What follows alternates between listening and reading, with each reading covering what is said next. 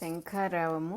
మన recording number ఇది 101 101 అన్నమాట. 14th చాప్టర్ అయిన గుణత్రయ విభాగ యోగంలో మనం ఇప్పుడు 20వ శ్లోకం 20th శ్లోకం చదువుకోబోతున్నాము. ఈ గుణములన్నీ శరీర తత్వము నుండి వెలువడి పనిచేయుచున్నవి.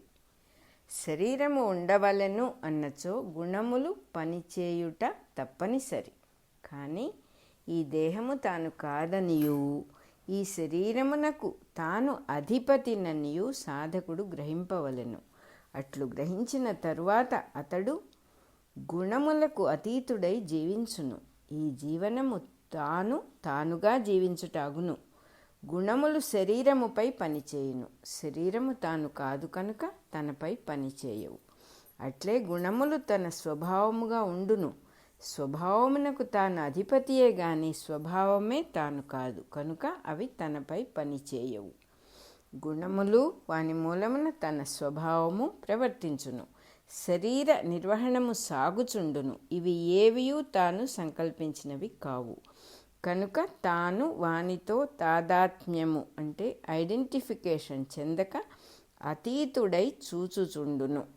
ఒకడు ఇల్లు కట్టుకొనును. కాలక్రమమున వాడుకలో ఆ ఇల్లు శిథిలమైపోవును. ఏదో ఒకనాడు ఆ ఇల్లు కూలిపోవును. సంసారబద్ధుడైన సామాన్యుడు ఆ ఇల్లే తాను అనుకొనును. ఆ ఇల్లు కట్టుకొనుటకు ఎన్నో తిప్పలు పడును.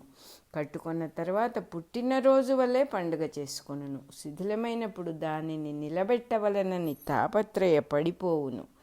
కూలిపోయినప్పుడు తాను కూలిపోయినట్లే విలపించును. కానీ ఇల్లు కట్టకముందు శిథిలమగుచున్నప్పుడు కూలిపోయినప్పుడు కూడా తాను మిగిలియే ఉన్నాడు. వివేకవంతుడి సత్యమును గ్రహించి కొత్త ఇల్లు కట్టుకొనును. కూలిన ఇంటికై దుఃఖపడడు.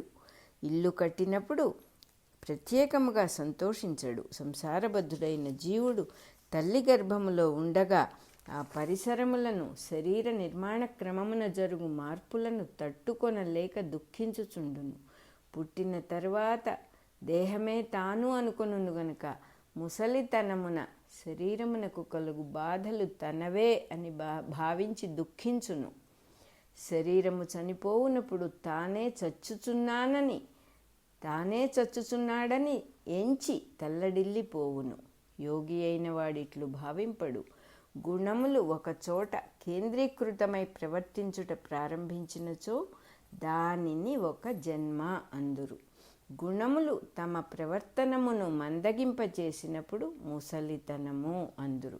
అవి తమ ప్రవర్తనను ఉపసంహరించినచో దానిని మృత్యువు అందురు. ఇందేదియు తాను చేయుటలేదు కనుక అతనికి దుఃఖమనున్నది ఉండదు. కనుక అతడు అమృతత్వమును అనుభవించును. 20వ శ్లోకం అయిపోయింది. గుణాతీతుడు సాధన మార్గము అని ఇక్కడ హెడ్డింగ్.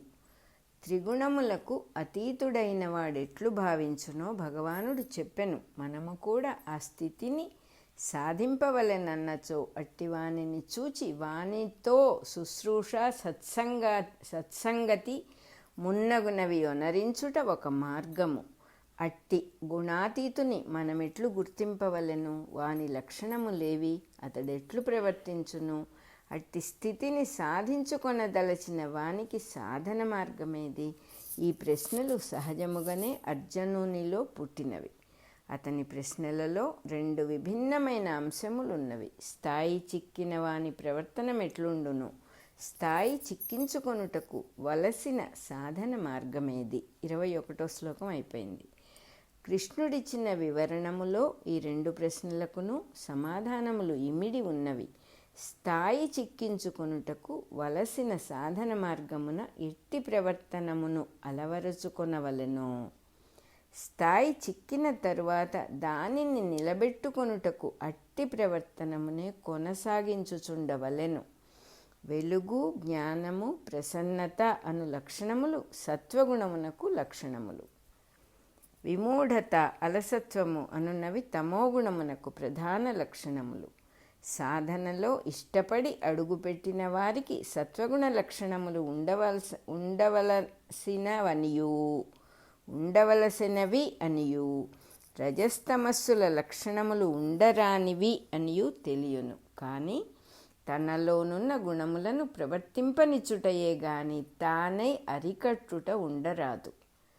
మరి సాధనలో అడుగుపెట్టిన వానికి సాధనలో పట్టుదల ఉండును, అనగా రజోగుణ లక్షణము కొంత ఉండును. ఇతర సాధకులను చూచి మత్సరపడుట కూడా కొంత ఉండవచ్చును, అనగా తమోగుణ లక్షణములు కూడా స్వల్పముగా ఉండవచ్చును. కేవల సత్వగుణ లక్షణముల పాలు కొంత తక్కువగా ఉండవచ్చును. అట్టిచో సాధకుడు తనలోనున్న రజోగుణ తమోగుణ లక్షణములను ద్వేషించుటయు, తక్కువగానున్న సత్వగుణ లక్షణములను కావలెనని కోరుటయు చేయరాదు. ద్వేషించుట అనగా స్మరించుటయే. ద్వేషించుట తమోగుణ లక్షణము కనుక తమస్సుకు బలమెక్కువగును. లేని సత్వగుణ లక్షణము కావలనని కోరుట రజోగుణ లక్షణమే కనుక కోరిన సత్వగుణము అబ్బకపోవుటయే కాక రజోగుణపు పట్టు ఎక్కువగును. కనుక అతడు లేని గుణములను కోరుట, ఉన్నవానిని ద్వేషించుట చేయరాదు. ఈ జారుడు మెట్టు విషయమై కృష్ణుడు నిపుణముగా హెచ్చరించుచున్నాడు. సాధనలో తన యందున్న గుణముల విషయమై తీసుకొనవలసిన జాగరూకత పైన చెప్పబడినది. సాధన ఫలించిన తరువాత ఆ సిద్ధిని నిలబెట్టుకొనుటకు ఆచరించవలసిన అంశములు కూడా ఇందే ఉన్నవి.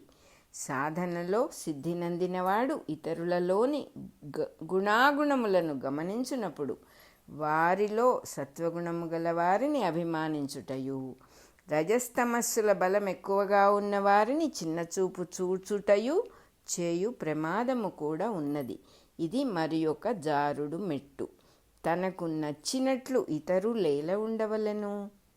వారిలోనూ గుణములే ప్రవర్తించుచున్నవి గాని వారిలో చెడ్డవారు మంచివారు అని వేరుగా ఉండరు.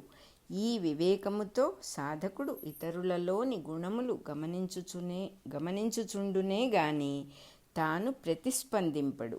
సిద్ధునకు ఇట్టి వివేకము వల్లనే చిక్కిన స్థితిని నిలబెట్టుకొనుట సాధ్యపడును. 22వ శ్లోకం అయిపోయింది.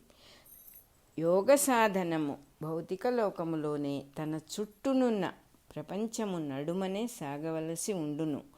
తాను సాధన మార్గమున అడుగు పెట్టి గుణముల లక్షణములను కూర్చిన విజ్ఞానమును ఆర్జించి ఆ విజ్ఞానమును సాధన రూపమున తన జీవితమునకు సమన్వయించుకొను ప్రయత్నము క్రమముగా చేయుచుండును.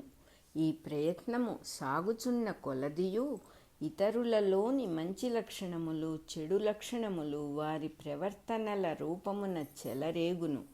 తన ప్రవర్తనము వారికి నిర్లక్ష్యముగాను చేతకానితనముగాను కనిపించును. దానితో తన ఎడల వారి ప్రవర్తనల తీవ్రత ఎక్కువగును. కానీ తాను మాత్రము వారి ప్రవర్తనముల ఆటుపోటులకు ప్రతిస్పందించుట మాని ఉదాసీనత వహించును. తన ఎడల మంచిగాను చెడుగాను ప్రవర్తించుచున్న ఇతరులలో కూడా ప్రవర్తించుచున్నవి వారిలోని త్రిగుణములే. వారి ప్రవర్తనమునకు కారణము వారిలోని జీవులు కాదు. ఈ వివేకము సాధకునిలో క్రమముగా పాదుకొని పోవును. సాధనలో ఒక స్థాయి చిక్కిన యోగికి కూడా తన యోగమును నిలబెట్టుకొనవలెనన్నచో ఇదియే విధానము. సుఖము గాని దుఃఖము గాని తన స్వభావముననుసరించి మనస్సున పుట్టెడి అనుభూతులు అవి సన్నివేశములపై ఆధారపడి ఉండును. ఇది సంసారబద్ధులైన జీవులకు సహజము. నిజమునకు సన్నివేశములలో సుఖము గాని దుఃఖము గాని ఉండవు. సన్నివేశములకు తాను స్పందించు విధానములో మనస్సున సుఖము గాని దుఃఖము గాని పుట్టును. ఈ స్పందించుట తన స్వభావముపై ఆధారపడి ఉండును. ఆ స్వభావము తనలో ప్రత్యేకమైన త్రిగుణముల సమ్మేళనము బ్లెండ్ పై ఆధారపడి ఉండును. ఆ గుణములు తన యందున్నవి గాని అవియే తాను కాను అని తెలిసిన వానిని సన్నివేశములు కదలింపలేవు. ఒక పెద్ద వ్యాపారము చేయుచున్న వారికి 1,00,000 రూపాయలు నష్టము వచ్చినది. అతడు తమోగుణ ప్రధానుడైనచో ఈ నష్టము తనకే వచ్చినది, పక్కవానికేమీ నష్టము రాలేదు అని దుఃఖించును. ఈ నష్టముతో తాను మునిగిపోయి తినని ఇంక తేరుకొనలేనని తీరని భయం ఉండును. రజోగుణ ప్రధానుడైనచో ఇంతటి నష్టము కలిగినదని దుఃఖించుచునే ఆ నష్టమును పూడ్చుకొనుటకు తీవ్రముగా ప్రయత్నించును. సత్వగుణ ప్రధానుడైన వాడు ఎక్కువగా దుఃఖింపకయే మరి ఒక విధమున లాభము సంపాదింప ప్రయత్నించును. ఆ యత్నమునందు తీవ్రత పట్టుదల ఉండవు. గుణాతీతుడైన వాని ప్రవర్తనము వేరుగా ఉండును. వ్యాపారమున నష్టము వచ్చుట కూడా సంభవమే కనుక అతడు దానిపై దుఃఖింపడు. తరువాత కర్తవ్యమును గూర్చి ప్రశాంతముగా ఆలోచించును. ఈ నష్టము వచ్చుటకు తన విధానమున గల మూల కారణములను గమనించును. వానిని సరిచేసుకొనుట సాధ్యమైనతో సరిచేసుకొని వ్యాపారమును కొనసాగించును. సాధ్యము కానిచో చిరునవ్వుతో ఆ వ్యాపారమును వదిలివేయును. ఇట్లే ఎట్టి సన్నివేశములలోనైనను అతడు తన యందు తానుండునే గాని సన్నివేశముల యందు సుఖ దుఃఖములను పొందడు.